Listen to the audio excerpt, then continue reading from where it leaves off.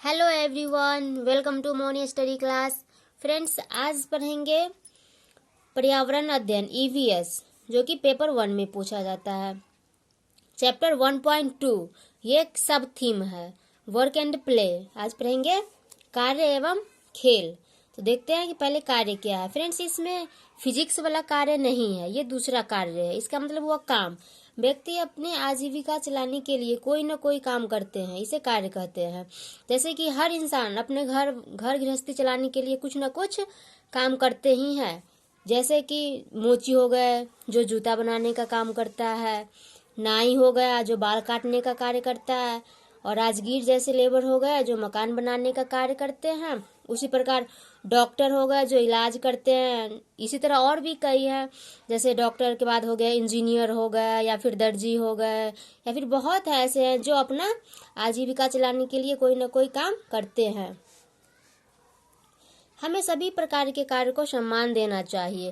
Friends, बच्चे को क्या सिखाना चाहिए? कोई भी काम छोटा या बड़ा नहीं होता है, उसे सभी प्रकार एक सम्मान देना चाहिए सभी कार्य को। इसके अलावा सामान्य दिनचर्या में भी कई काम करते हैं, जैसे पढ़ना, लिखना, खाना, खेलना इत्यादि। ये सब दिनचर्या प्रतिदिन वाला काम हो गया। जैसे कि डेली हम लोग क्या करते हैं? खाना खाते हैं, खाना बनाते हैं, पढ़ते हैं, लिखते हैं, खेलते हैं। ये सभी भी तो काम में आ गए। ये सब हो गया जो हम लोग डेली करते हैं। हमारे समाज में कार्य के प्रति जेंडर भेदभाव देखा गया है। फ्रेंड्स, यहाँ से क्वेश्चन आते हैं। समाज यानी सभी के घर में ये जेंडर भेदभाव देखा जाता है। जैसे कि एक लड़का और एक लड़की अगर एक घर में है तो वहाँ पे लड़का का ज़्यादा महत्व दिया जाता है और लड़कियों को कम महत्व दिया जाता है। उसे बताया जाता है कि वो बाहर काम करने नहीं जा सकती है, वो घर में ही खाना पकाएगी, और लड़का बाहर जाएगा, बाहर का काम लड़का करेगा और घर का काम लड़की करेगी। ये भेदभाव देखा जाता है। कहाँ? हमारे समाज में देखा जाता है फ्रेंड्स, जो कि ऐसा सही नहीं है। ये केवल समाज का धारणा है। आगे देखते हैं प्ले खेल दो प्रकार के होते हैं, जैसा कि आप सभी जानते होंगे। एक इंडोर होता है और एक आउटडोर होता है। यानी एक जो घर के अंदर खेलते हैं और एक आउटडोर जो गेम बाहर, घर के बाहर खेला जाता है। तो फ्रेंड्स, यहाँ पे बच्चे के लिए सबसे लाभदायक कौन सा खेल हुआ? आउटडोर गेम हुआ ज़्यादा फायदेमंद, क्योंकि आउटडोर खेलने से बच्चे में एनर्जी आती है। बच्चे शारीरिक मानसिक ज़्यादा डेवलप करते हैं, इसीलिए बच्चे को आउटडोर गेम ज़्यादा खेलना चाहिए। बच्चों को मशहूर खिलाड़ियों के बारे में जानकारी देना चाहिए, इससे बच्चों का मनोबल बढ़ता है। जैसे कि आपके आसपास में कोई अच्छा खिलाड़ी हो, या फिर कोई न्यूज़ में जो जैसे आप देखते हैं, तो उसे बच्चे को बताना पड़ता है कि ये किस चीज़ का खिलाड़ी है, ताकि बच्चे भी वो खेल अपने डेली में खेल सके। खेल शिक्षा का एक हिस्सा है। जैसे कि खेल शिक्षा का हिस्सा कैसे है? जैसे कि बालक पढ़ते पढ़ते उब जाता है, यानी ज़्यादा देर बच्चे पढ़ते हैं, या फिर बच्चे को बार बार जब लगातार बच्चे को पढ़ने के लिए बोला जाता है तो बच्चा थक जाता है, बच्चा उब जाता है, उसे पढ़ने का मन नहीं करता है। तो बच्चे को क्या करना चाहिए? थोड़ी देर के लिए खेलने देना चाहिए। उससे बच्चा तनाव मुक्त हो जाता है। बच्चा जब खेलता है तो बिल्कुल माइंड फ्री रहता है, उसको बहुत अच्छा लगता है खेलने में, इसीलिए वो तनाव मुक्त हो जाता है। फिर उसे पढ़ने में भी मन लगता है, और खेल खेल के माध्यम से अगर बच्चे को पढ़ाया जाए तो बच्चा जल्दी समझता है। जैसे कि यहाँ पे दिया हुआ है, बच्चे को खेल के माध्यम से पढ़ाना चाहिए। छोटे बच्चे को कैसे पढ़ाना चाहिए? खेल के माध्यम से, क्योंकि बच्चे खेल में ज़्यादा इंटरेस्ट लेते हैं, इसीलिए बच्चे को खेल के माध्यम से जो भी पढ़ाया जाएगा बच्चे के माइंड में जल्दी ऑब्जर्व होगा, वो जल्दी सीखेगा। अब देखते हैं कि खेल का उद्देश्य।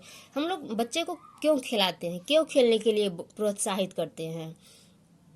तो सार्वभौमिक सीखने का कौशल विकास बढ़ता है, यानी यूनिवर्सल लर्निंग स्किल बढ़ता है बच्चे में।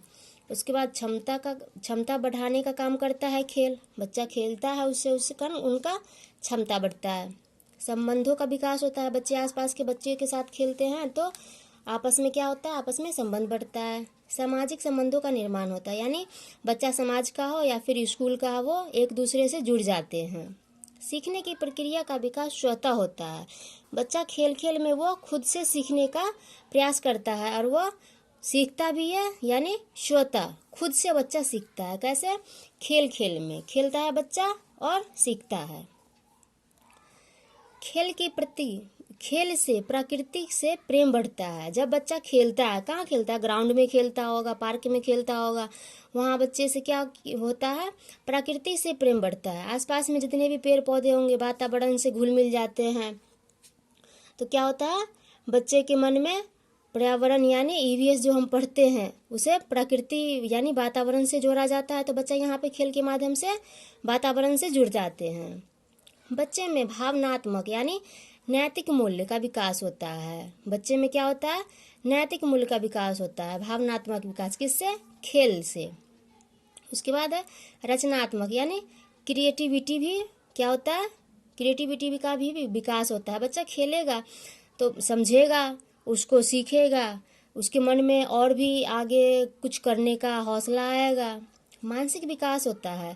और मानसिक विकास और शारीरिक विकास, फ्रेंड्स, ये दोनों तो बहुत ही ज़्यादा आउटडोर गेम से हो जाता है। बच्चा बाहर खेलता है तो उससे शारीरिक विकास ज़्यादा होता है और मानसिक विकास भी होता है। तो फ्रेंड्स, इसी के साथ चैप्टर हुआ आज का ख़त्म। छोटा सा था बट इम्पोर्टेंट था। आपको खेल से क्वेश्चन पूछा जाएगा। और लास्ट तक देखने के लिए थैंक यू।